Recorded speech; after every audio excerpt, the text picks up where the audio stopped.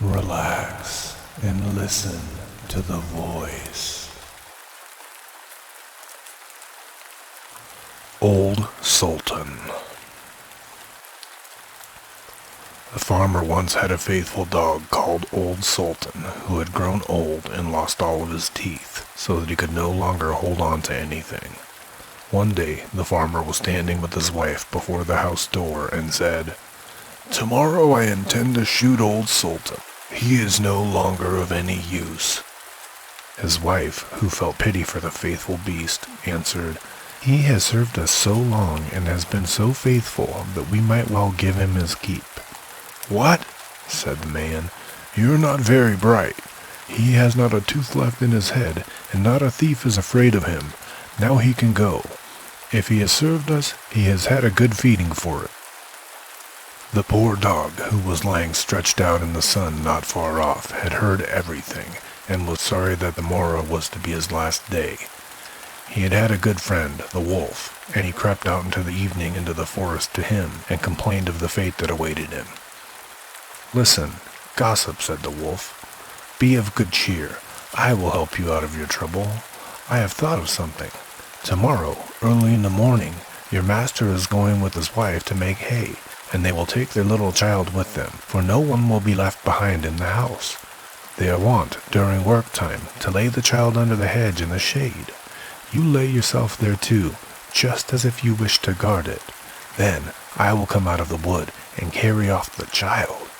You must rush swiftly after me, as if you would seize it again from me. I will let it fall, and you will take it back to its parents, who will think that you have saved it, and will be far too grateful to do you any harm. On the contrary, you will be in high favor, and they will never let you want for anything again." The plan pleased the dog, and it was carried out just as it was arranged. The father screamed when he saw the wolf running across the field with his child, but when Old Sultan brought it back, then he was full of joy, and stroked him, and said, "Not a hair of yours shall be hurt. You shall eat my bread free as long as you live." And to his wife he said, "Go home at once and make Old Sultan some bread sop that he will not have to bite, and bring the pillow out of my bed. I will give it to him to lie upon." Henceforth, Old Sultan was as well off as he could wish to be. Soon afterwards, the wolf visited him, and was pleased that everything had succeeded so well. "Gossip," said he, "you will just wink an eye if, when I have the chance, I carry off one of your master's fat sheep." "Do not reckon upon that," answered the dog. "I will remain true to my master. I cannot agree to that." The wolf, who thought that this could not be spoken in earnest, came creeping about in the night, and was going to take away the sheep. But the farmer, to whom the faithful Sultan had told the wolf's plan, caught him and dressed his hide soundly with the flail. The wolf had to make himself scarce, but he cried out to the dog, "Wait a bit, you scoundrel! You shall pay for this." The next morning, the wolf sent the boar to challenge the dog to come out into the forest so that they might settle the affair. Old Sultan could find no one to stand by him but a cat with only 3 legs, and as they went out together, the poor cat limped along, and at the same time stretched out her tail into the air with pain. The wolf and his friend were already at the appointed place, but when they saw their enemy coming, they thought he was bringing a saber with him, for they mistook the outstretched tail of the cat for one, and when the boar beast hopped on its 3 legs, they could only think that every time that it was picking up a stone to throw at them. So they were both afraid.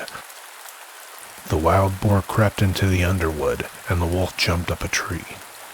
The dog and the cat, when they came up, wondered that there was no one to be seen. The wild boar, however, had not been able to hide himself altogether. One of his ears was sticking out. Whilst the cat was looking carefully about, the boar moved his ear, and the cat, who thought it was a mouse moving there, jumped upon it and bit it hard.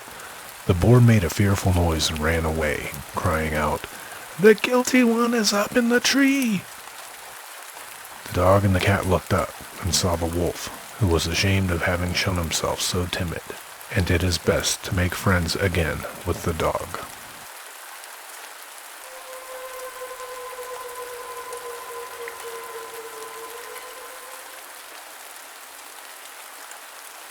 The Six Swans. Once upon a time, a certain king was hunting in the great forest, and he chased the wild beasts so eagerly that none of his attendants could follow him. When evening drew near, he stopped and looked around him, and then he saw he had lost his way. He sought a way out, but could not find one.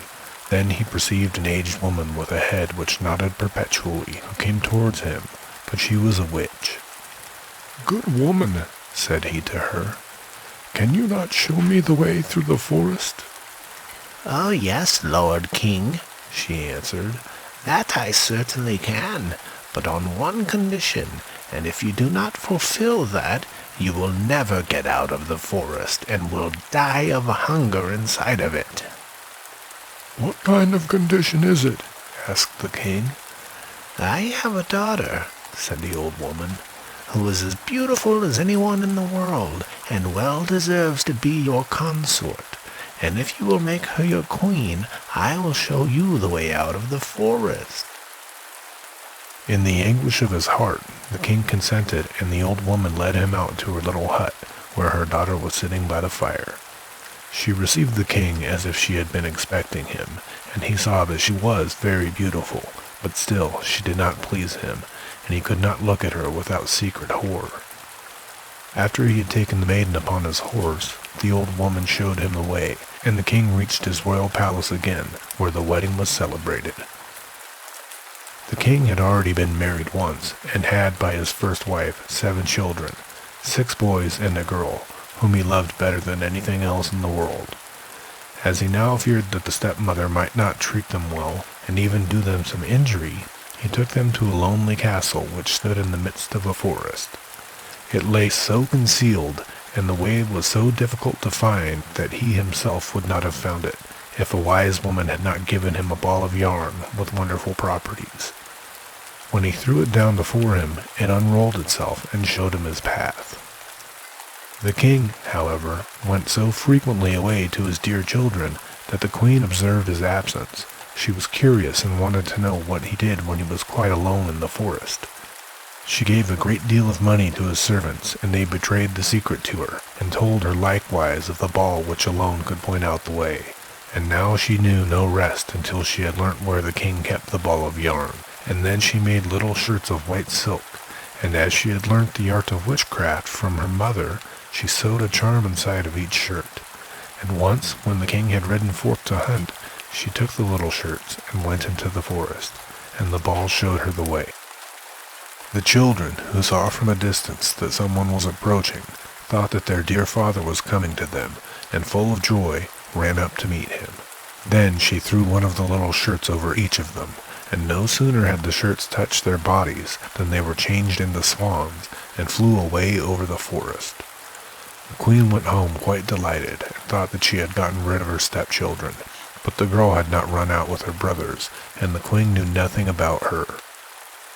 The next day the king went to visit his children, but he found no one but the little girl. "Where are your brothers?" asked the king. "Alas, dear father," she answered, "they have gone away and left me alone." And she told him that she had seen from her little window how her brothers had flown away over the forest in the shape of swans, and she showed him the feathers which they had let fall in the courtyard, and which she had picked up. The king mourned, but he did not think that the queen had done this wicked deed, and as he feared that the girl would also be stolen away from him, he wanted to take her away with him. But she was afraid of her stepmother, and entreated the king to let her stay just this one night more in the forest castle. The poor girl thought, "I can no longer stay here. I will go and seek my brothers." And when night came, she ran away and went straight into the forest. She walked the whole night long and next day also, without stopping until she could go no further for weariness. Then she saw a forest hut and went into it, and found a room with 6 little beds, and she did not venture just to get into one of them, but crept under one, and lay down on the hard ground, intending to pass the night there. Just before sunset, however, she heard a rustling and saw 6 swans come flying in at the window. They alighted on the ground and blew at each other, and blew all the feathers off, and their swan skins stripped off like a shirt. Then the maiden looked at them and recognized her brothers. She was glad, and she crept forth from beneath the bed. The brothers were not less delighted to see their little sister, but their joy was of short duration. "Here you cannot abide," they said to her. "This is a shelter for robbers. If they come home and find you, they will kill you." "But can you not protect me?" asked the little sister. "No," they replied. "Only for 1/4 of an hour of each evening can we lay aside our swan skins and have during that time our human form. After that, we are once more turned into swans." The little sister wept and said, "Can you not be set free?" "Alas, no," they answered. "The conditions are too hard. For 6 years you may neither speak nor laugh, and in that time you must sew together 6 little shirts of starwort for us, and if one single word falls from your lips, all of your work will be lost."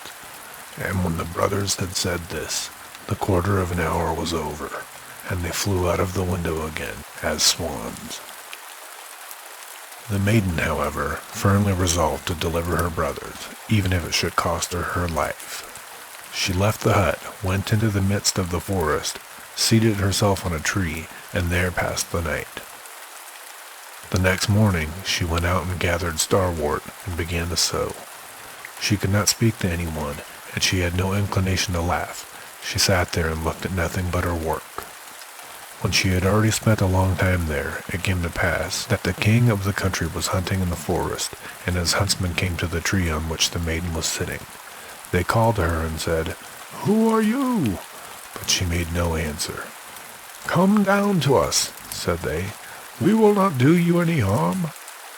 She only shook her head. As they pressed her further with questions, she threw her golden necklace down to them, and thought to content them thus. They, however, did not cease, and then she threw her girdle down to them, and as this also was to no purpose, her garters, and by degrees everything that she had on that she could do without, until she had nothing left on but her shift. The huntsmen, however, did not let themselves be turned aside by that, but climbed the tree and fetched the maiden down and led her before the king. The king asked, "Who are you? What are you doing in the tree?" But she did not answer. He put the question in every language that he knew, but she remained as mute as a fish. As she was so beautiful, the king's heart was touched, and he was smitten with a great love for her. He put his mantle on her, took her before him on his horse, and carried her to his castle. Then he caused her to be dressed in rich garments, and she shone in her beauty like a bright daylight, but no word could be drawn from her. He placed her by his side at a table, and her modest bearing and courtesy pleased him so much that he said, "She is the one whom I wish to marry, and no other woman in the world." And after some days he united himself to her. The king, however, had a wicked mother who was dissatisfied with this marriage and spoke ill of the young queen. "Who knows," said she, "from whence this creature who can speak comes? She is not worthy of a king." After a year had passed, when the queen brought her first child into the world, the old woman took it away from her and smeared her mouth with blood as she slept. Then she went to the king and accused the queen of being a man-eater. The king would not believe it, and would not suffer anyone to do her any injury. She, however, sat continually sewing at the shirts and cared for nothing else. The next time, when she again bore a beautiful boy, the false mother-in-law used the same treachery, but the king could not bring himself to give credit to her words. He said, "She is too pious and too good to do anything of that kind. If she were not dumb and could defend herself, her innocence would come to light." But when the old woman stole away the newly born child for the 3rd time, and accused the queen who did not utter one word of defense, the king could do no otherwise than deliver her over to justice, and she was sentenced to suffer death by fire. When the day came for the sentence to be carried out, it was the last day of the 6 years during which she was not to speak or laugh, and she had delivered her dear brothers from the power of the enchantment. The 6 shirts were ready, only the left sleeve of the 6th was wanting. When therefore she was led to the stake, she laid the shirts on her arm, and when she stood on high and the fire was just going to be lighted, she looked around, and 6 swans came flying through the air towards her. Then she saw that her deliverance was near, and her heart leapt with joy. The swans swept towards her and sank down so that they were touched by them. Their swanskins fell off, and her brothers stood in their own bodily form before her, and were vigorous and handsome. The youngest only lacked his left arm, and had in place of it a swan's wing on his shoulder. They embraced and kissed each other, and the queen went to the king, who was greatly moved, and she began to speak and said, "Dearest husband, now I may speak and declare to you that I am innocent and falsely accused." And she told him of the treachery of the old woman who had taken away her 3 children and hidden them. Then, to the great joy of the king, they were brought thither, and as a punishment, the wicked mother-in-law was bound to the stake and burnt to ashes. But the king and queen, with her 6 brothers, lived many years in happiness and peace.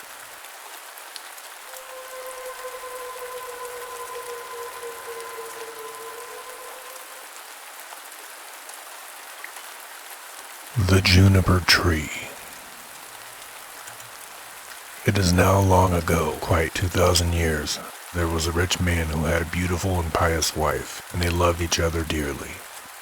They had, however, no children, though they wished for them very much, and the woman prayed for them day and night, but still they had none. Now there was a courtyard in front of their house, in which was a juniper tree, and one day in winter the woman was standing beneath it, paring herself an apple. And while she was paring herself the apple, she cut her finger, and the blood fell on the snow. "Ah," said the woman, and sighed right heavily, and looked at the blood before her, and was most unhappy. "Ah, if I had but a child as red as blood and as white as snow." And while she thus spoke, she became quite happy in her mind, and felt just as if that were going to happen. Then she went into the house, and a month went by, and the snow was gone, and 2 months, and then everything was green, and 3 months, and then all the flowers came out of the earth, and 4 months, and then all the trees in the wood grew thicker, and the green branches were all closely entwined, and the birds sang until the wood resounded and the blossoms fell from the trees. Then the 5th month passed away, and she stood under the juniper tree, which smelt so sweetly that her heart leapt, and she fell on her knees and was beside herself with joy. And when the 6th month was over, the fruit was large and fine, and she was quite still. And the 7th month she snatched at the juniper berries and ate them greedily. Then she grew sick and sorrowful.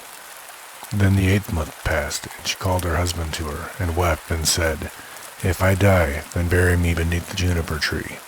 Then she was quite comforted and happy until the next month was over, and then she had a child as white as snow and as red as blood. When she beheld it, she was so delighted that she did indeed die. Then her husband buried her beneath the juniper tree, and he began to weep sore. After some time he was more at ease, and though he still wept he could bear it, and after some time longer he took another wife. By the 2nd wife he had a daughter, but the 1st wife's child was a little son, and he was as red as blood and as white as snow. When the woman looked at her daughter, she loved her very much, but then she looked at the little boy, and it seemed to cut her to the heart, for the thought came into her mind that he would always stand in her way, and she was forever thinking how she could get all the fortune for her daughter. And the evil one filled her mind with this until she was quite wroth with the little boy, and she punished him from one corner to the other, and slapped him here and cuffed him there, until the poor child was in continual terror, for when he came out of school he had no peace in any place. One day the woman had gone upstairs to her room, and the little daughter went up too, and said, "Mother, give me an apple." "Yes, my child," said the woman, and gave her a fine apple out of the chest. But the chest had a great heavy lid with a great sharp iron lock. "Mother," said the little daughter, "is brother not to have one too?" This made the woman angry, but she said, "Yes, when he comes out of school." And when she saw from the window that he was coming, it was just as if the devil entered into her, and she snatched at the apple and took it away again from her daughter, and said, "You shall not have one before your brother." Then she threw the apple into the chest and shut it. Then a little boy came in at the door, and the devil made her say to him kindly, "My son, will you have an apple?" And she looked wickedly at him. "Mother," said the little boy, "how dreadful you look." "Yes, give me an apple." Then it seemed to her as if she were forced to say to him, "Come with me," and she opened the lid of the chest and said, "Take out an apple for yourself." And while the little boy was stooping inside, the devil prompted her, and crash! She shut the lid down, and his head flew off and fell among the red apples. Then she was overwhelmed with terror and thought, if I could but make them think that it was not done by me. So she went upstairs to her room, to her chest of drawers, and took a white handkerchief out of the top drawer, and set the head on the neck again, and folded the handkerchief so that nothing could be seen, and she set him on a chair in front of the door, and put the apple in his hand. After this, Marlingen, the girl, came into the kitchen to her mother, who was standing by the fire with a pan of hot water before her, which she was constantly stirring around. "Mother," said Marlingen, "brother is sitting at the door, and he looks quite white and has an apple in his hand. I asked him to give me the apple, but he didn't answer me, and I was quite frightened." "Go back to him," said Mother, "and if he will not answer you, give him a box on the ear." So Marlingen went to him and said, "Brother, give me the apple." But he was silent, and she gave him a box on the ear, whereupon his head fell off. Marlingen was terrified and began crying and screaming, and ran to her mother and said, "Alas, Mother, I've knocked my brother's head off." And she wept and could not be comforted. "Marlingen," said the mother, "what have you done? Please be quiet and let no one know of it. It cannot be helped now. We will make him into black puddings."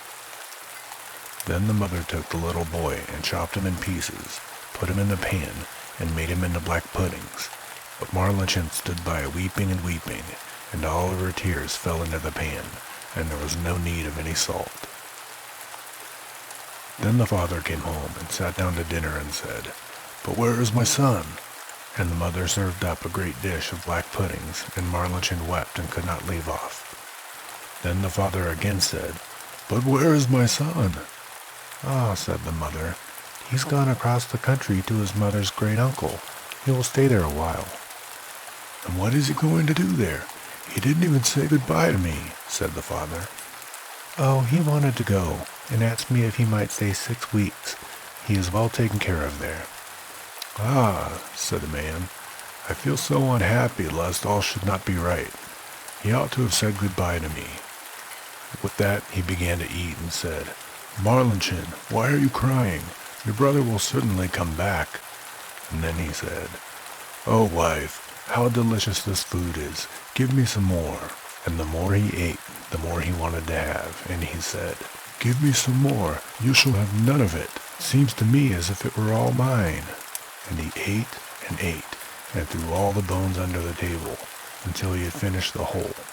But Marlingen went away to her chest of drawers and took her best silk handkerchief out of the bottom drawer, and got all the bones from beneath the table, tied them up in her silk handkerchief, and carried them outside the door, weeping tears of blood. Then she lay down under the juniper tree on the green grass, and after she had lain down there, she suddenly felt light-hearted and did not cry any more. Then the juniper tree began to stir all by itself, and the branches parted asunder, and moved together again, just as if someone were rejoicing and clapping their hands. At the same time a mist seemed to arise from the tree, and in the center of this mist it burned like a fire, and a beautiful bird flew out of the fire singing magnificently, and he flew high up into the air, and when he was gone, the juniper tree was just as it had been before, and the handkerchief with the bones was no longer there. Marlingen, however, was as gay and happy as if her brother was still alive, and she went merrily into the house and sat down to dinner and ate. But the bird flew away and lighted on a goldsmith's house and began to sing, "My mother, she killed me, my father, he ate me, my sister, little Marlingen, gathered together all my bones, tied them in a silken handkerchief, laid them beneath the juniper tree. What a beautiful bird I am." The goldsmith was sitting in his workshop making a golden chain when he heard the bird, which was singing on his roof, and very beautiful the song seemed to him. He stood up, but as he crossed the threshold he lost one of his slippers. But he went away right up the middle of the street with one shoe on and one sock. He had his apron on, and in one hand he had the golden chain, and in the other the pincers, and the sun was shining brightly on the street. Then he went right on and stood still, and said to the bird, "Bird, how beautifully you can sing. Sing me that piece again." "No," said the bird, "I'll not sing it twice for nothing. Give me the golden chain, and then I will sing it again for you." "There," said the goldsmith, "there's the golden chain for you. Now sing me that song again." Then the bird came and took the golden chain in its right claw, and went and sat in front of the goldsmith, and sang, "My mother, she killed me, my father, he ate me, my sister, little marlin-jen, gathered together all my bones, tied them in a silken handkerchief, laid them beneath the juniper tree. What a beautiful bird I am." Then the bird flew away to a shoemaker, and lighted on his roof, and sang, "My mother, she killed me, my father, he ate me, my sister, little marlin-jen, gathered together all my bones, tied them in a silken handkerchief, laid them beneath the juniper tree. What a beautiful bird I am." The shoemaker heard that, and ran out of the doors in his shirt sleeves, and looked up at his roof, and was forced to hold his hand before his eyes, lest the sun should blind him. "Bird," said he, "how beautifully you can sing." Then he called in at his door, "Wife, just come outside. There is a bird. Look at that bird. He certainly can sing." Then he called his daughter and children and apprentices, boys and girls, and they all came up the street and looked at the bird and saw how beautiful he was, and what fine red and green feathers he had, and how like real gold his neck was, and how the eyes in his head shone like stars. "Bird," said the shoemaker, "now sing me that song again." "Nay," said the bird, "I do not sing twice for nothing. You must give me something." "Wife," said the man, "go to the garret. Upon the top shelf there stands a pair of red shoes. Bring them down." Then the wife went up and brought the shoes. "There, bird," said the man, "now sing me that piece again." Then the bird came and took the shoes in his left claw, and flew back to the roof, and sang, "My mother, she killed me, my father, he ate me, my sister, little marlin-jen, gathered together all my bones, tied them in a silken handkerchief, laid them beneath the juniper tree. What a beautiful bird I am." And when he had finished his song, he flew away.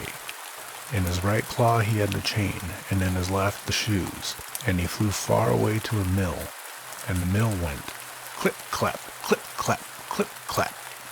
And in the mill sat 20 miller's men hewing a stone and cutting, hick-hack, hick-hack, hick-hack. And the mill went clip-clap, clip-clap, clip-clap. Then the bird went and sat on a lime tree which stood in front of the mill, and sang, "My mother, she killed me." And one of the men stopped working. "My father, he ate me." 2 more of the men stopped working to listen to that. "My sister, little marlin-jen." Then 4 more men stopped. "Gathered together all my bones, tied them in a silken handkerchief." Now only 8 men were hewing. Laid them beneath. Now only 5. Juniper tree. Now only 1 man was hewing. What a beautiful bird I am. Then the last stopped also, and heard the last words. "Bird," said he, "how beautifully you sing. Let me too hear that. Sing that once more for me." "No," said the bird, "I will not sing twice for nothing. Give me the millstone, and then I will sing again." "Yes, if it only belonged to me, then you should have it." "Yeah," said the others. If he sings again, he shall have it."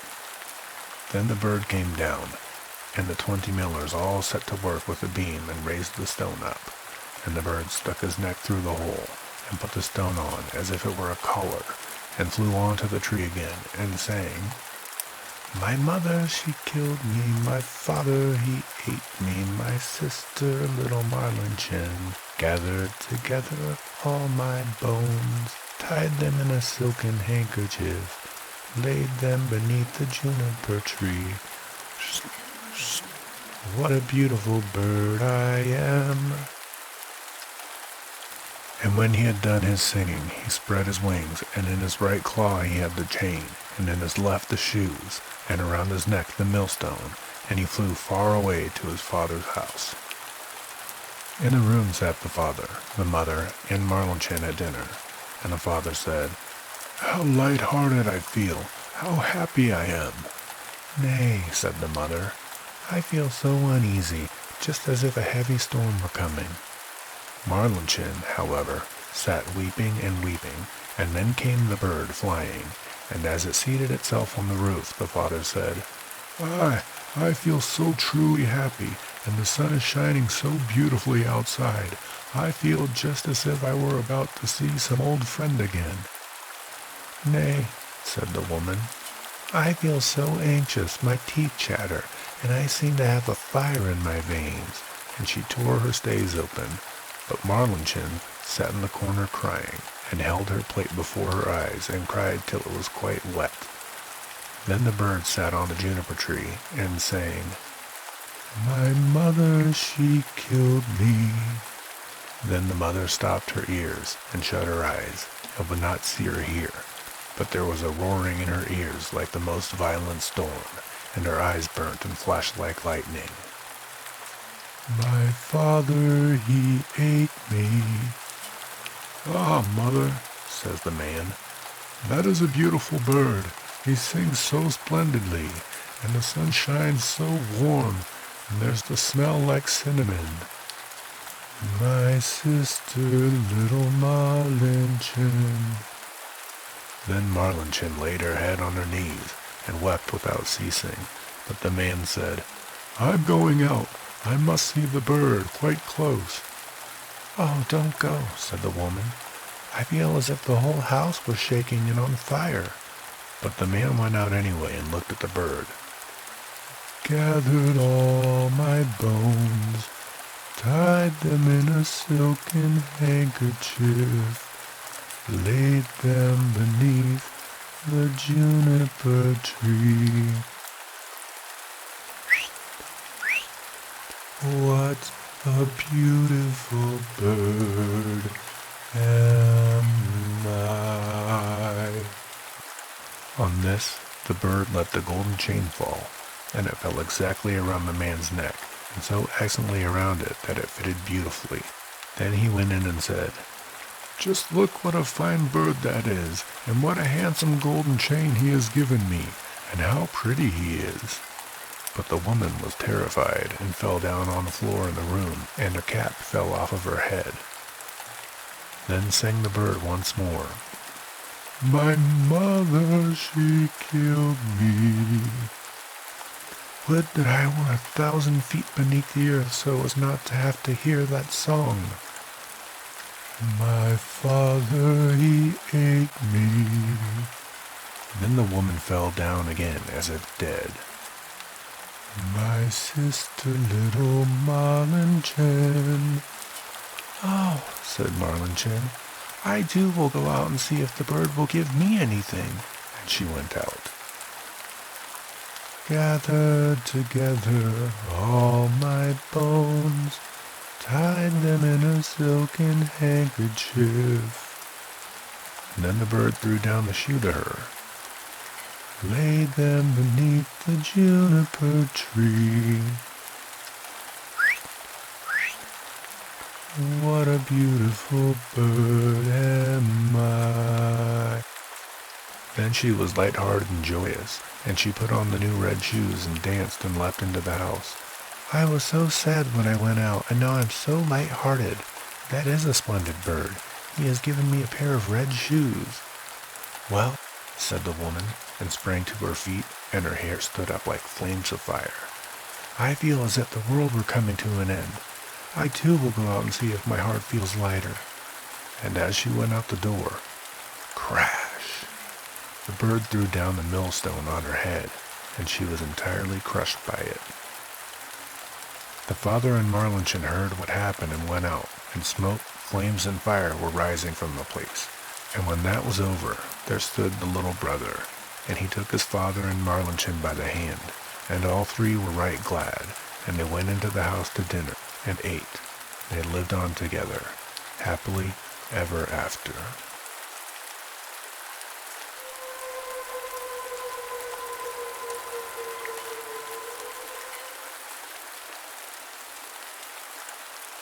Little Briar Rose. A long time ago, there were a king and a queen who said every day, "Ah, if only we had a child," but they never had one. But it happened that once when the queen was bathing, a frog crept out of the water onto the land and said to her, "Your wish shall be fulfilled. Before a year has gone by, you shall have a daughter." What the frog had said came true, and the queen had a little girl who was so pretty that the king could not contain himself for joy, and ordered a great feast. He invited not only his kindred, friends, and acquaintances, but also the wise women, in order that they might be kind and well disposed towards the child. There were 13 of them in his kingdom, but as he had only had 12 golden plates for them to eat out of, one of them had to be left at home. The feast was held with all manner of splendor, and when it came to an end, the wise women bestowed their magic gifts upon the baby. One gave virtue, another gave beauty, a third riches, and so on with everything in the world that one could wish for. When 11 of them had made their promises, suddenly the 13th came in. She wished to avenge herself for not having been invited, and without greeting or even looking at anyone, she cried with a loud voice, "The king's daughter shall in her 15th year prick herself with a spindle and fall down dead." And without saying a word more, she turned around and left the room. They were all shocked, but the 12th, whose good wish still remained unspoken, came forward, and as she could not undo the evil sentence, but only soften it, she said, "It shall not be death, but a deep sleep of 100 years, into which the princess shall fall." The king, who would fain keep his dear child from the misfortune, gave orders that every spindle in the whole kingdom should be burnt. Meanwhile, the gifts of the wise women were plenteously fulfilled on the young girl, for she was so beautiful, modest, good-natured, and wise, that everyone who saw her was bound to love her.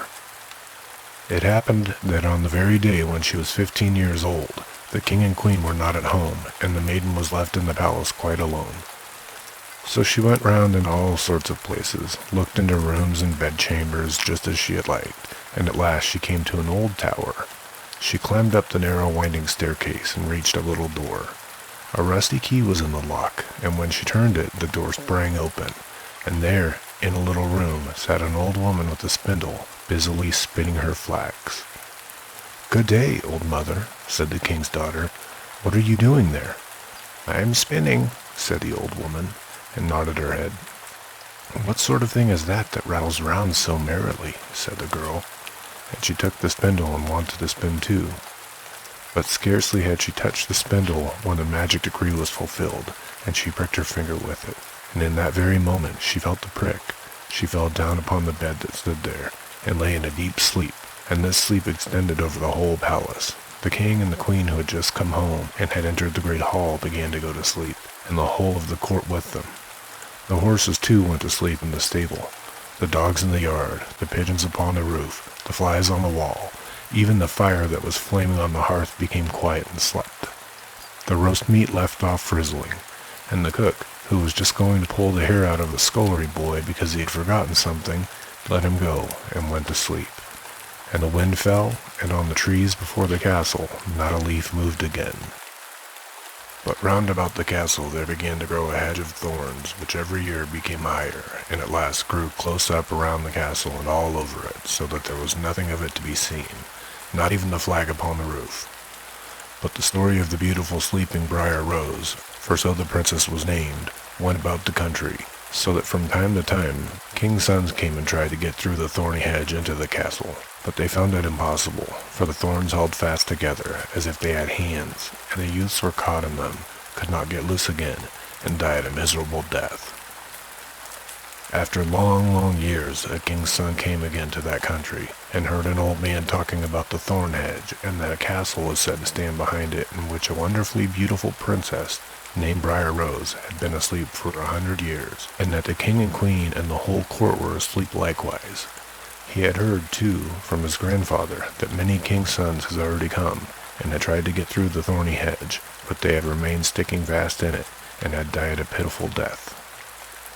Then the youth said, "I'm not afraid. I will go and see the beautiful Briar Rose." The good old man might dissuade him as he would, but he did not listen to his words.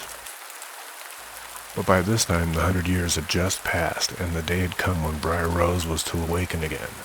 When the king's son came near to the thorn hedge, it was nothing but large and beautiful flowers, which had parted from each other of their own accord, and let him pass unhurt. Then they closed again behind him like a hedge. In the castle yard he saw the horses and the spotted hounds lying asleep. On the roof sat the pigeons with their heads underneath their wings, and when he entered the house, the flies were asleep upon the wall. The cook in the kitchen was still holding out his hand to seize the boy, and the maid was sitting by the black hen which she was going to pluck. He went on further, and in the great hall he saw the whole of the court lying asleep, and up by the throne lay the king and queen.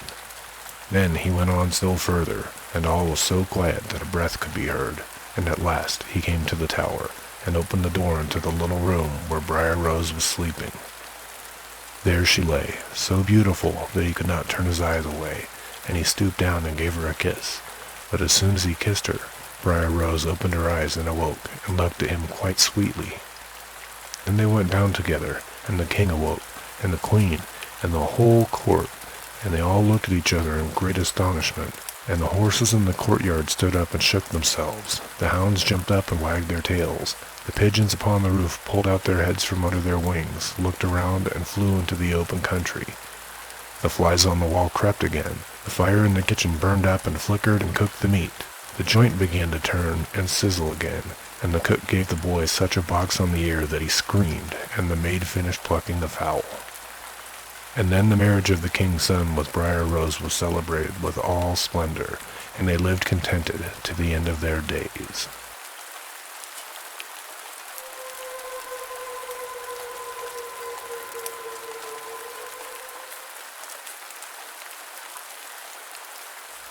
Fundevogel. There was once a forester who went into the forest to hunt, and as he entered it, he heard a sound of screaming as if a little child were there.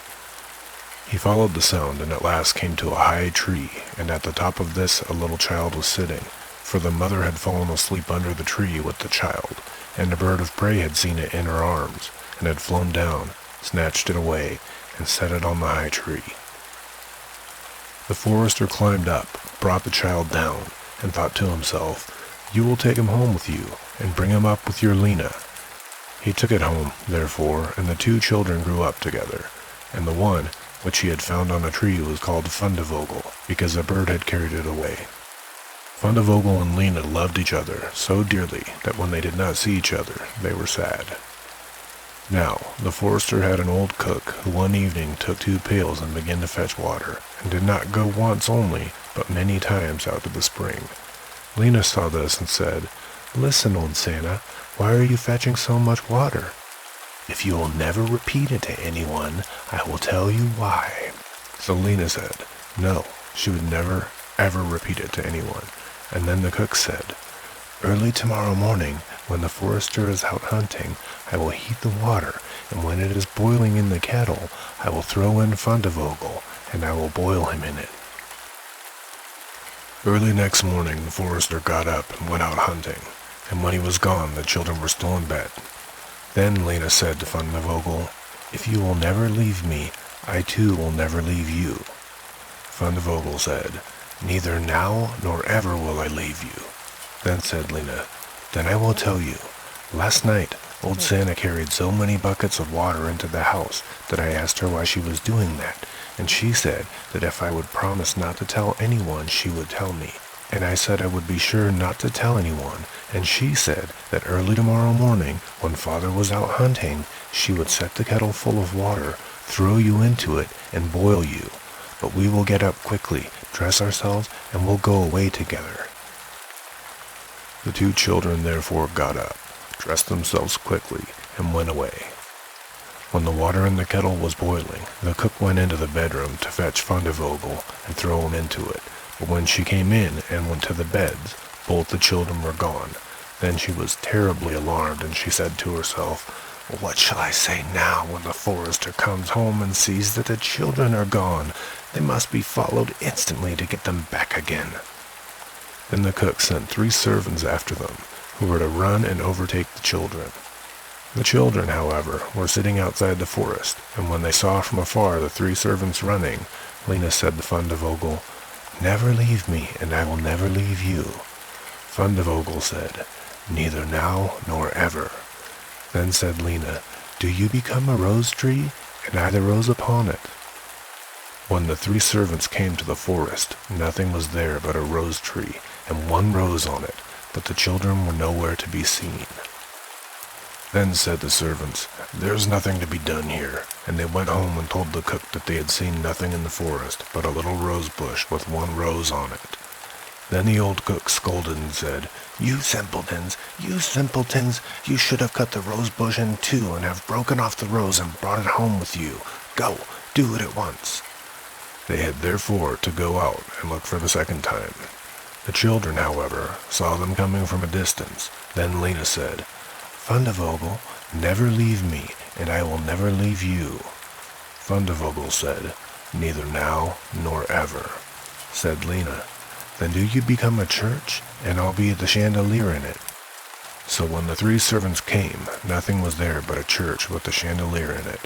They said therefore to each other, "What can we do here? Let us go home." When they got home, the cook asked if they had not found them. So they said no, they had found nothing but a church, and that there was a chandelier in it. And the cook scolded them and said, "You fools, why did you not pull the church to pieces and bring the chandelier home with you?" And now the old cook herself got on her legs and went there with the 3 servants in pursuit of the children. The children, however, saw from afar that the 3 servants were coming, and the cook waddling after them. Then said Lena, "Fundevogel, never leave me, and I will never leave you." Then said Fundevogel, "Neither now nor ever." Said Lena, "Be a fish pond, and I will be the duck upon it." The cook, however, came up to them, and when she saw the pond, she lay down by it, and was about to drink it up. But the duck swam quickly to her, seized her head in its beak, and drew her into the water, and there the old witch had to drown. Then the children went home together, and were heartily delighted, and if they have not died, they are living still.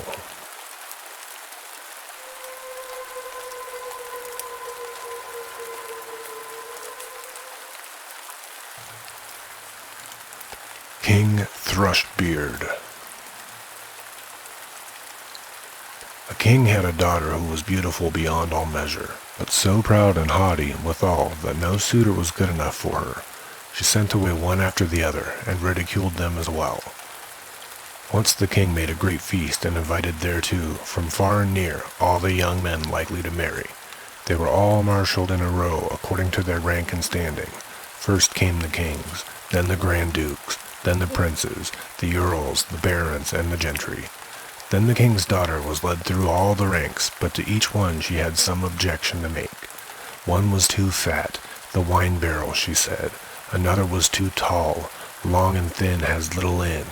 The third was too short and thick as never quick. The fourth was too pale as death. The fifth too red, a fighting cock. The sixth was not straight enough, a green log dried behind the stove. So she had something to say against each one, but she made herself especially merry over a good king who stood quite high up in the row, and whose chin had grown a little crooked. "Look," she cried and laughed, "he has a chin like a thrush's beak." And from that time he got the name of King Thrushbeard.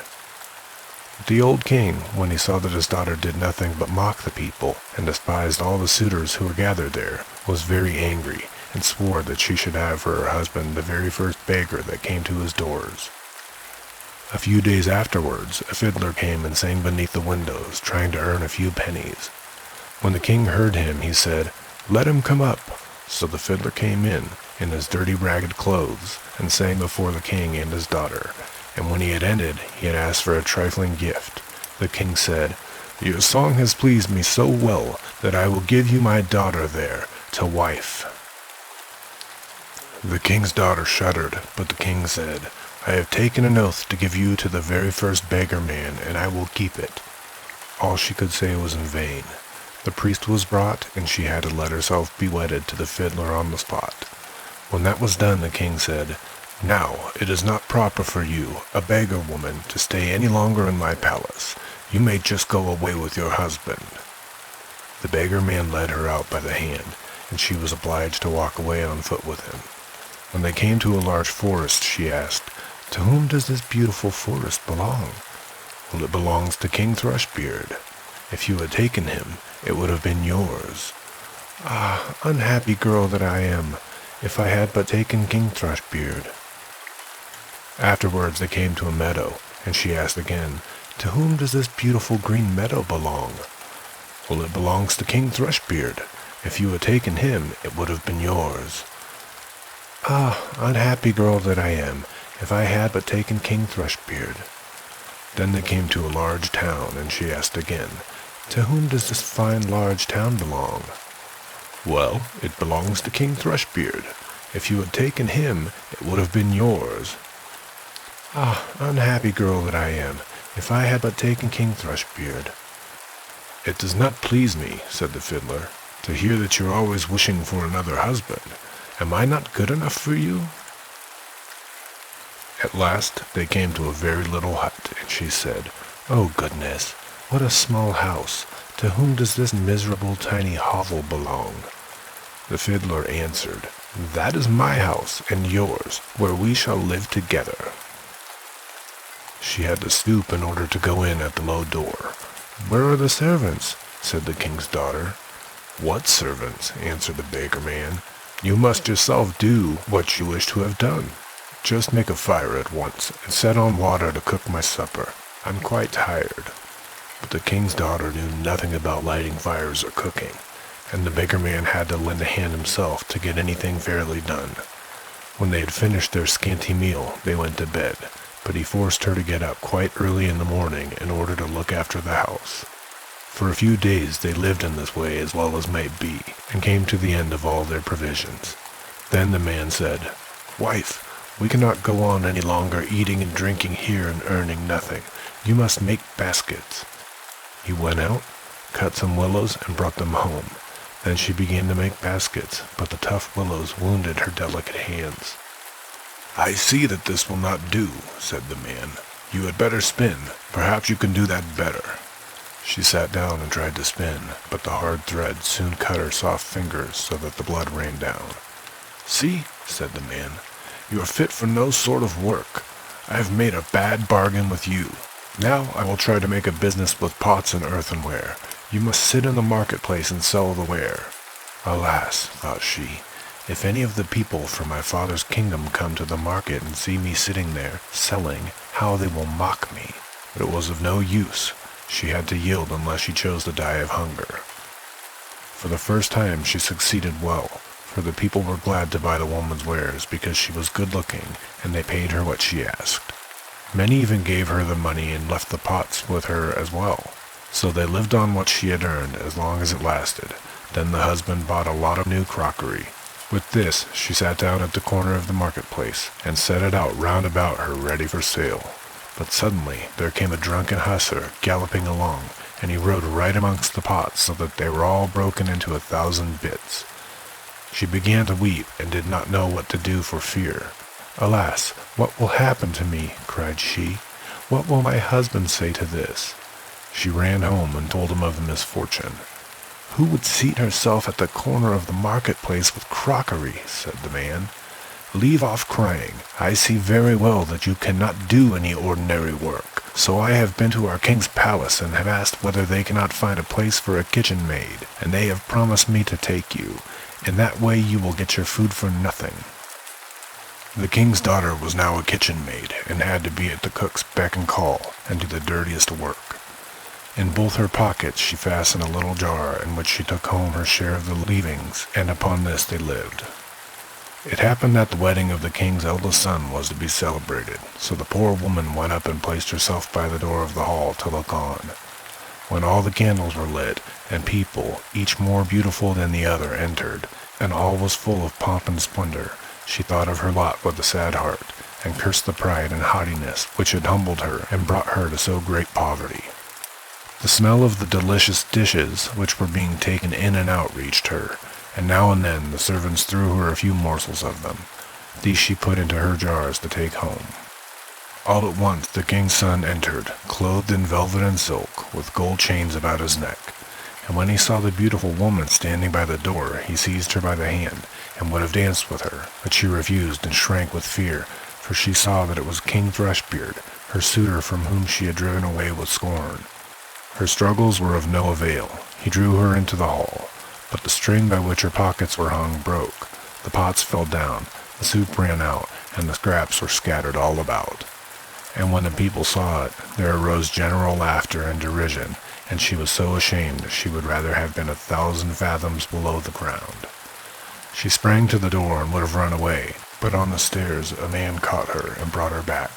And when she looked at him, it was King Thrushbeard again.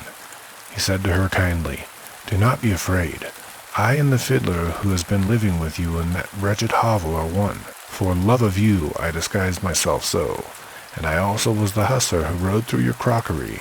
This was all done to humble your proud spirit, and to punish you for the insolence with which you mocked me." Then she wept bitterly and said, "I have done great wrong, and I am not worthy to be your wife." But he said, "Be comforted, the evil days are past. Now we will celebrate our wedding." Then the maids-in-waiting came and put on her the most splendid clothing, and her father and his whole court came and wished her happiness in the marriage with King Thrushbeard. And the joy now began in earnest. I wish you and I had been there too.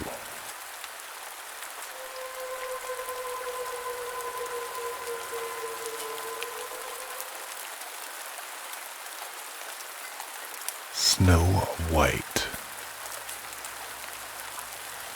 Once upon a time, in the middle of winter, when the flakes of snow were falling like feathers from the sky, a queen sat at a window sewing, and the frame of the window was made of black ebony. And while she was sewing and looking out of the window at the snow, she pricked her finger with the needle, and 3 drops of blood fell upon the snow.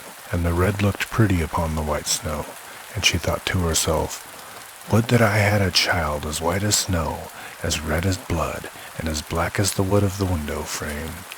Soon after that she had a little daughter, who was as white as snow, and as red as blood, and her hair was as black as ebony, and she was therefore called Little Snow White. And when the child was born, the queen died. After a year had passed, the king took himself another wife.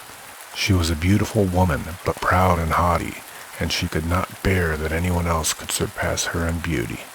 She had a wonderful looking-glass, and when she stood in front of it and looked at herself in it and said, looking glass on the wall, who in this land is the fairest of all?" The looking-glass answered, "Thou, O queen, art the fairest of all." Then she was satisfied, for she knew that the looking-glass spoke only the truth. But Snow White was growing up, and grew more and more beautiful, and when she was 7 years old, she was as beautiful as the day, and more beautiful than the queen herself. And once, when the queen asked her looking-glass, looking glass on the wall, who in this land is the fairest of all?" The looking-glass answered, "Thou art fairer than all who are here, Lady Queen, but more beautiful still is Snow White, as I ween." At this, the queen was shocked, and turned yellow and green with envy. From that hour, whenever she looked at Snow White, her heart heaved in her breast. She hated the girl so much.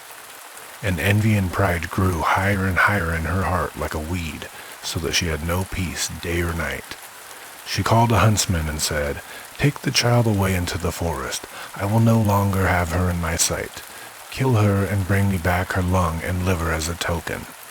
The huntsman obeyed and took her away, but when he had drawn his knife and was about to pierce Snow White's innocent heart, she began to weep and said, "Oh, dear huntsman, leave me my life.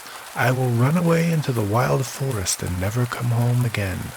And as she was so beautiful, the huntsman had pity on her and said, "Run away, then, you poor child. The wild beasts will soon have devoured you," thought he, and yet it seemed as if a stone had been rolled from his heart, since it was no longer needful for him to kill her. And as a young bear just then came running by, he stabbed it and cut out its lung and liver, and took them to the queen as proof that the child was dead. The cook had to salt them, and the wicked queen ate them, and thought she had eaten the lung and liver of Snow White.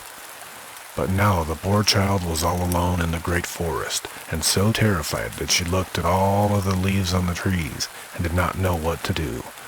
Then she began to run, and ran over sharp stones and through thorns, and the wild beasts ran past her, but did her no harm. She ran as long as her feet would go, until it was almost evening, and then she saw a little cottage, and went into it to rest herself. Everything in the cottage was small, but neater and cleaner than can be told. There was a table on which was a white cover and 7 little plates, and on each plate a little spoon. Moreover, there were 7 little knives and forks, and 7 little mugs. Against the wall stood 7 little beds, side by side, and covered with snow-white counterpanes.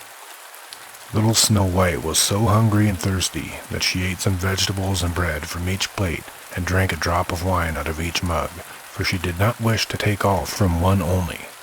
Then, as she was so tired, she laid herself down on one of the little beds, but none of them suited her. One was too long, another too short, but at last she found that the 7th one was right, and so she remained in it, said a prayer, and went to sleep. When it was quite dark, the owners of the cottage came back. They were 7 dwarves, who dug and delved in the mountains for ore. They lit their 7 candles, and as it was now light within the cottage, they saw that someone had been there, for everything was not in the same order in which they had left it. The first said, "Who has been sitting on my chair?" The second, "Who has been eating off of my plate?" The third, "Who has been taking some of my bread?" The fourth, "Who has been eating my vegetables?" The fifth, "Who has been using my fork?" The sixth, "Who has been cutting with my knife?" The seventh, "Who has been drinking out of my mug?" Then the first looked around and saw that there was a little hollow on his bed, and he said, "Who has been getting into my bed?" The others came up and each called out, "Somebody had been lying in my bed too." But the 7th, when he looked at his bed, saw little Snow White, who was lying asleep therein.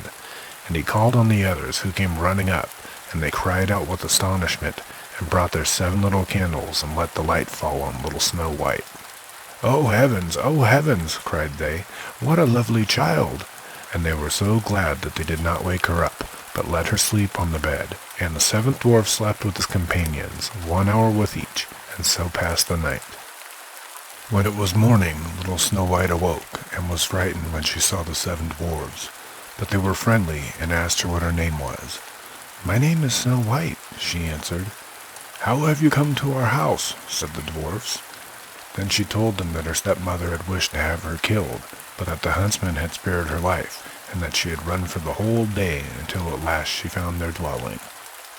The dwarf said, "If you will take care of our house, cook, make the beds, wash, sew and knit, and if you will keep everything neat and clean, you can stay with us, and you shall want for nothing." "Yes," said Snow White, "with all of my heart." And she stayed with them. She kept the house in order for them. In the mornings they went to the mountains to look for copper and gold. In the evenings they came back, and their supper had to be ready. The girl was alone the whole day, so the good dwarfs warned her and said, "Beware of your stepmother. She will soon know that you are here, but be sure to let no one come in." But the queen, believing that she had eaten Snow White's lung and liver, could not but think that she again was the first and most beautiful of all, and she went to her looking-glass and said, looking glass on the wall, who in this land is the fairest of all?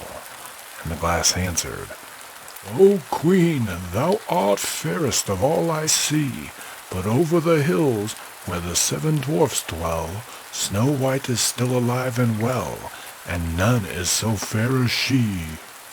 Then she was astounded, for she knew that the looking-glass never spoke falsely, and she knew that the huntsman had betrayed her, and that little Snow White was still alive. And so she thought again how she might kill her, for so long as she was not the fairest in the whole land, envy let her have no rest, and when she had at last thought of something to do, she painted her face and dressed herself like an old peddler woman, and no one could have known her. In this disguise she went over to the 7 mountains to the 7 dwarves, and knocked at the door and cried, Pretty things to sell, very cheap, very cheap. Little Snow White looked out of the window and called out, Good day, my good woman, what have you to sell? Good things, pretty things, she answered. Stay laces of all colors, and she pulled out one which was of a bright woven-colored silk. I may let the worthy old woman in, thought Snow White, and she unbolted the door and bought the pretty laces. Child, said the old woman, what a fright you look. Come, I will lace you properly for once. Snow White had no suspicion, but stood before her and let herself be laced with the new laces. But the old woman laced them so quickly and so tightly that Snow White lost her breath and fell down as if dead. Now I am the most beautiful, said the queen to herself, and ran away. Not long afterwards, in the evening, the 7 dwarfs came home, but how shocked they were when they saw their dear little Snow White lying on the ground, and that she neither stirred nor moved, and seemed to be dead. They lifted her up, and as they saw that she was laced too tightly, they cut the laces. Then she began to breathe a little, and after a while came back to life again. When the dwarves heard what had happened, they said, The old peddler woman was no one else than the wicked queen. Take care and let no one come in when we are not with you. But the wicked woman, when she had reached home, went in front of the glass and asked, looking glass on the wall, who in this land is the fairest of all? And it answered as before, O queen, thou art fairest of all I see, but over the hills where the 7 dwarves dwell, Snow White is still alive and well, and none is as fair as she. When she heard that, all of her blood rushed to her heart with fear, for she saw plainly that little Snow White was again alive. But now, she said, I will think of something that shall really put an end to you. And by the help of witchcraft, which she understood, she made a poisonous comb. Then she disguised herself and took the shape of another old woman. So she went over the 7 mountains to the 7 dwarves, knocked at the door, and cried, Good things to sell, cheap, cheap. Little Snow White looked out and said, Go away, I cannot let anyone come in. Well, I suppose you can look, said the old woman, and pulled the poisonous comb out and held it up. It pleased the girl so well that she let herself be beguiled and opened the door. When they had made a bargain, the old woman said, Now I will comb you properly for once. Poor little Snow White had no suspicion, and let the old woman do as she pleased, but hardly had she put the comb in her hair than the poison in it took effect, and the girl fell down senseless. You paragon of beauty, said the wicked woman, you are done for now, and she went running away. Fortunately, it was almost evening when the 7 dwarves came home. When they saw Snow White lying as if dead upon the ground, they at once suspected the stepmother, and they looked and found the poisoned comb. Scarcely had they taken it out when Snow White came to herself and told them what had happened. Then they warned her once more to be upon her guard and to open the door to no one. The queen, at home, went in front of the looking-glass and said, looking glass on the wall, who in this land is the fairest of all? Then it answered, just as before, O queen, thou art fairest of all I see, but over the hills where the 7 dwarfs dwell, Snow White is still alive and well, and none is so fair as she." When she heard the glass speak thus, she trembled and shook with rage. "Snow White shall die," she cried, "even if it costs me my life." Thereupon she went into a quite secret, lonely room where no one ever came, and there she made a very poisonous apple. Outside it looked pretty, white with a red cheek, so that everyone who saw it longed for it, but whoever ate a piece of it must surely die. When the apple was ready, she painted her face and dressed herself up as a farmer's wife, and so she went over the 7 mountains to the 7 dwarves. She knocked at the door. Snow White put her head out of the window and said, "I cannot let anyone in. The 7 dwarves have forbidden me." "It's all the same to me," answered the woman. "I shall soon get rid of my apples. There, I will give you one." "No," said Snow White, "I dare not take anything." "Are you afraid of poison?" said the old woman. "Look, I will cut the apple in 2 pieces. You eat the red cheek and I'll eat the white." The apple was so cunningly made that only the red cheek was poisoned. Snow White longed for the fine apple, and when she saw that the woman ate part of it, she couldn't resist any longer, and stretched out her hand and took the poisonous half. But hardly had she bit of it in her mouth than she fell down dead. Then the queen looked at her with a dreadful look, and laughed aloud and said, "White as snow, red as blood, black as ebony wood, this time the dwarfs cannot wake you up again." And when she asked of the looking-glass at home, looking glass, on the wall, who in this land is the fairest of all?" it answered at last, "O Queen, in this land thou art fairest of all."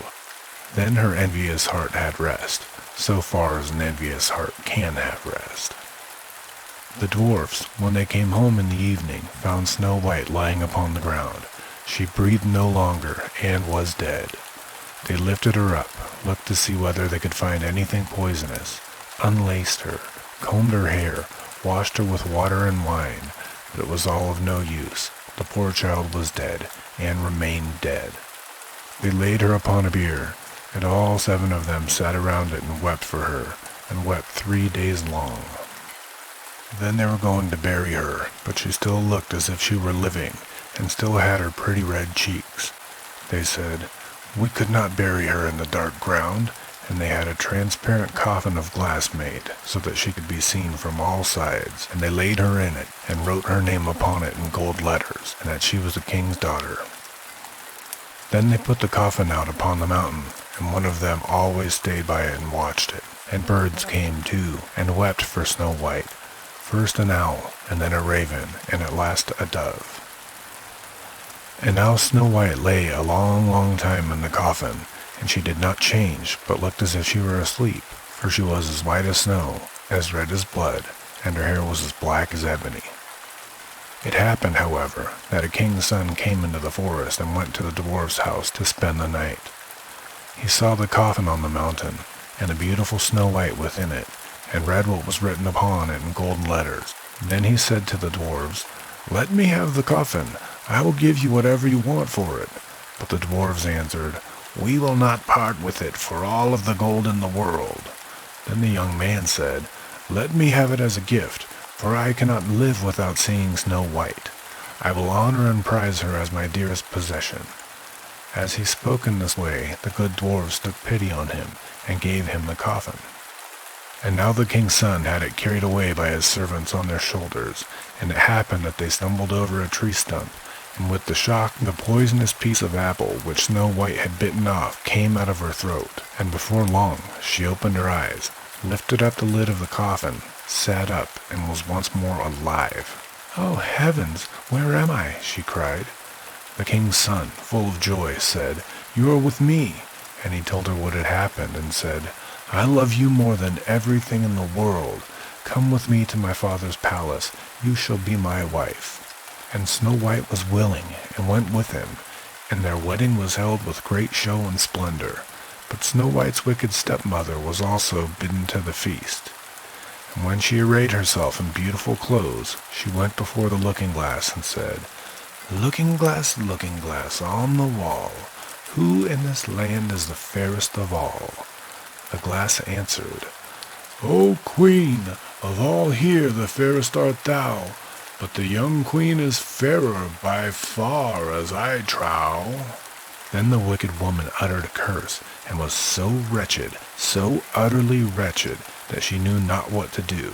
At first she would not go to the wedding at all, but she had no peace, and had to go to see who the young queen was. And when she went in, she recognized Snow White, and she stood still with rage and fear, and could not be stirred. But iron slippers had already been put upon the fire, and they were brought in with tongs, and set before her. Then she was forced to put on the red-hot shoes, and dance until she dropped down dead.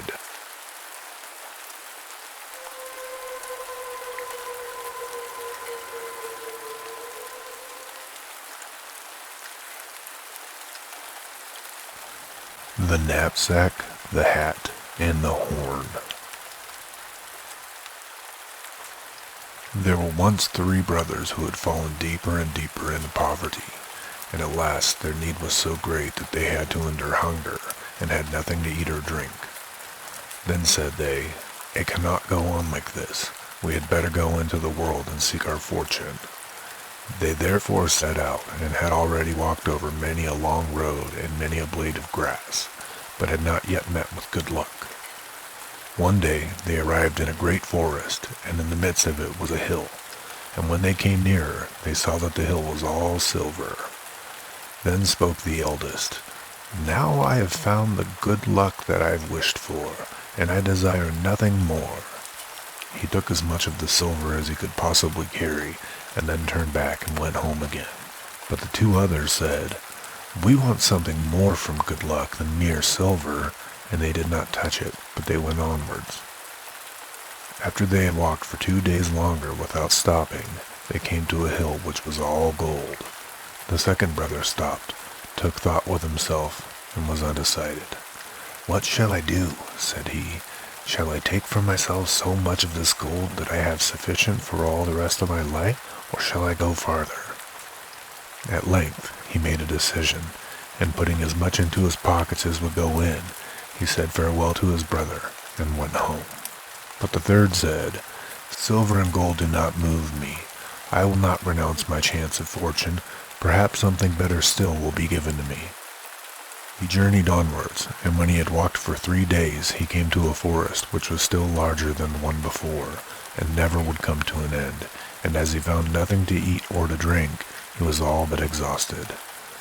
Then he climbed up a high tree to find out if up there he could see the end of the forest, but so far as his eye could pierce, he saw nothing but tops of trees.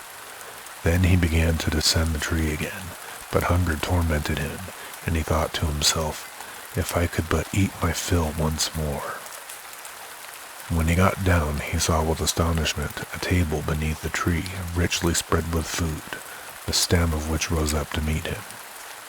This time, said he, my wish has been fulfilled at the right moment, and without inquiring who had brought the food or who had cooked it, he approached the table and ate with enjoyment until he had appeased his hunger.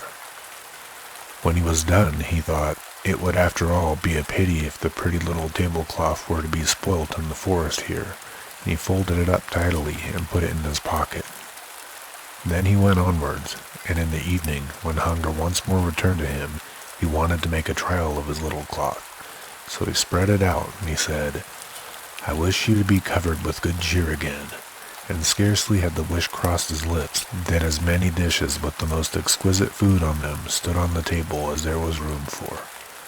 Now I perceive, said he, in what kitchen my cooking is done. You shall be dearer to me than the mountains of silver and gold. For he saw plainly that it was a wishing cloth. The cloth, however, was still not enough to enable him to sit down quietly at home. He preferred to wander about the world and pursue his fortune farther. One night he met in a lonely wood a dusty black charcoal burner who was burning charcoal there, and had some potatoes by the fire on which he was going to make a meal. Good evening, Blackbird, said the youth. How do you get on in your solitude? "One day is like another," replied the charcoal burner, "and every night potatoes. Have you a mind to have some, and will you be my guest?" "Many thanks," replied the traveler. "I won't rob you of your supper. You did not reckon on a visitor, but if you will put up with what I have, you shall have an invitation." "Who is to prepare it for you?" said the charcoal burner. "I see that you have nothing with you, and there is no one within a 2 hours' walk who could give you anything." "And yet there shall be a meal," answered the youth, "and better than any that you have ever tasted." Thereupon he brought his cloth out of his knapsack, spread it on the ground, and said, "Little cloth, cover yourself." And instantly boiled meat and baked meat stood there, and as hot as if it had just come out of the kitchen. The charcoal burner stared with wide open eyes, but did not require much pressing. He fell to, and thrust larger and larger mouthfuls into his black mouth. When they had eaten everything, the charcoal burner smiled contentedly and said, "Listen, your tablecloth has my approval. It would be a fine thing for me in this forest, where no one ever cooks me anything good. I will propose an exchange to you. There in the corner hangs a soldier's knapsack, which is certainly old and shabby, but in it lie concealed wonderful powers. But as I no longer use it, I will give it to you for the tablecloth." "I must first know what these wonderful powers are," answered the youth. "Well, that I will tell you," replied the charcoal burner. "Every time you tap it with your hand, a corporal comes with 6 men armed from head to foot, and they do whatever you command them." "So far as I'm concerned," said the youth, "if nothing else can be done, we will exchange." And he gave the charcoal burner the cloth, took the knapsack from the hook, put it on, and bade farewell. When he had walked a while, he wished to make a trial of the magical powers of his knapsack, and he tapped it. Immediately the 7 warriors stepped up to him, and the corporal said, "What does my lord and ruler wish for?" "March with all speed to the charcoal burner, and demand my wishing cloth back." They faced to the left, and it was not long before they brought what he required, and had taken it from the charcoal burner without asking many questions. The young man bade them retire, went onwards, and hoped fortune would shine yet more brightly on him.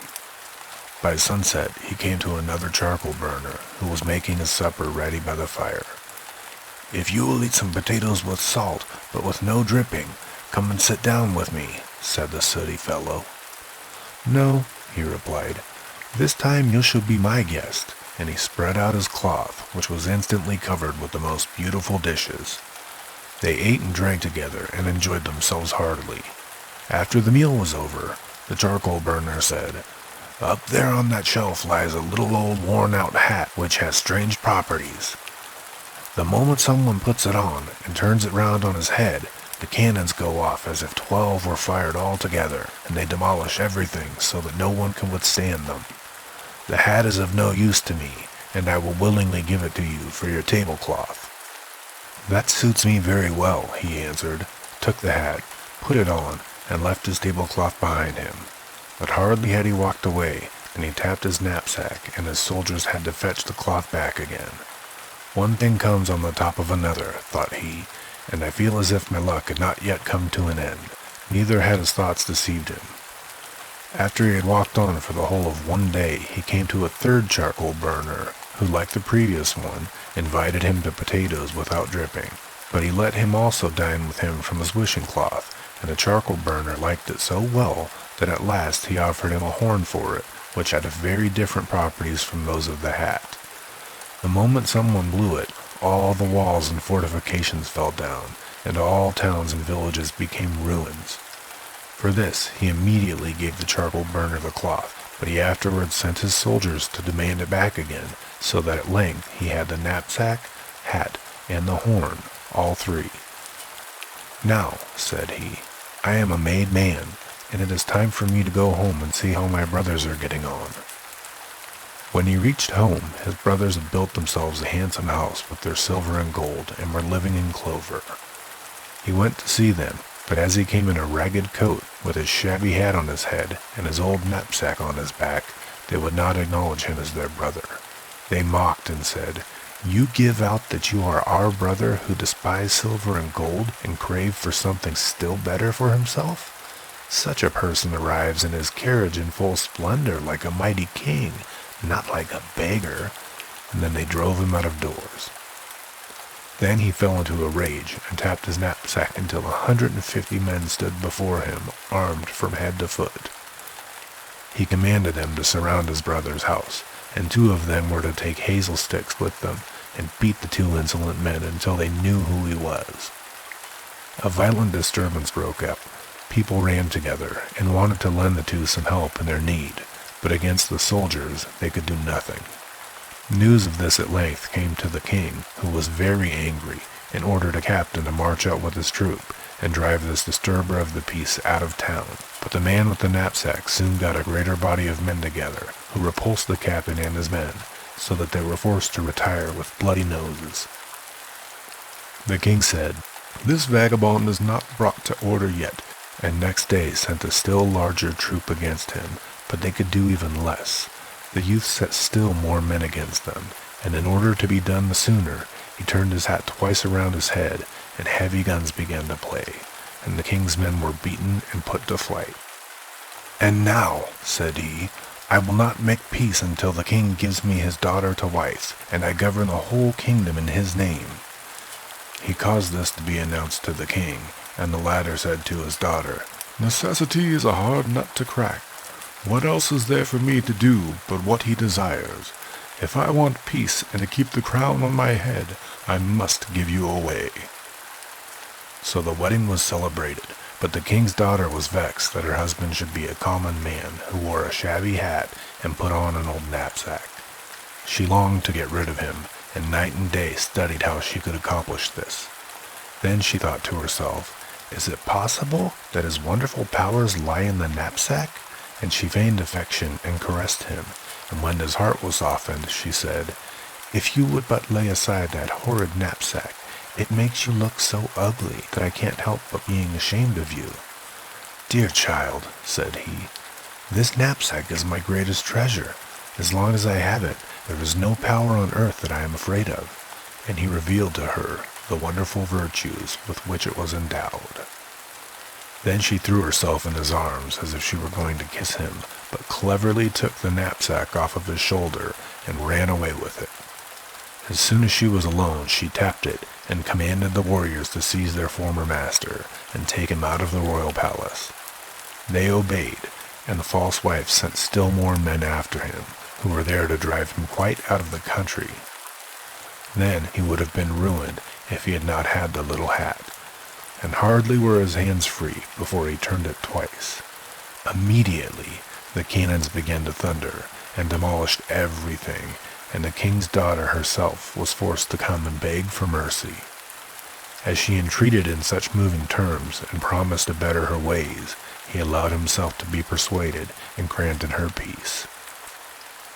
She behaved in a friendly manner to him and acted as if she loved him very much, and after some time she managed to befool him that he confided to her that even if someone got the knapsack into his power, he could do nothing against him so long as the old hat was still his.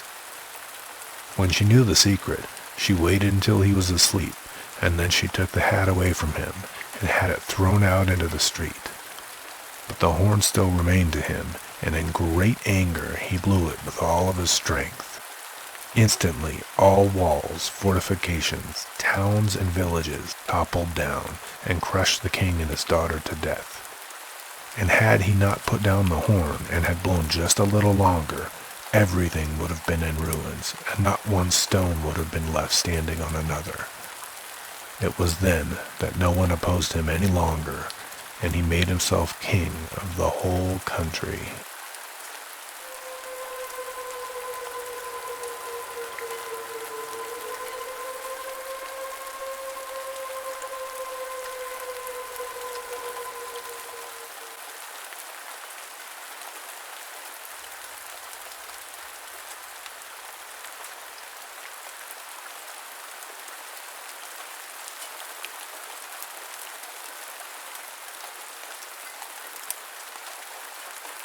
Thank you again for tuning in and listening to our stories.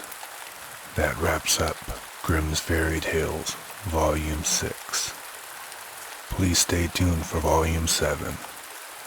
As always, please like, subscribe, and share. Thank you very much for being a part of this reality. Sweet dreams.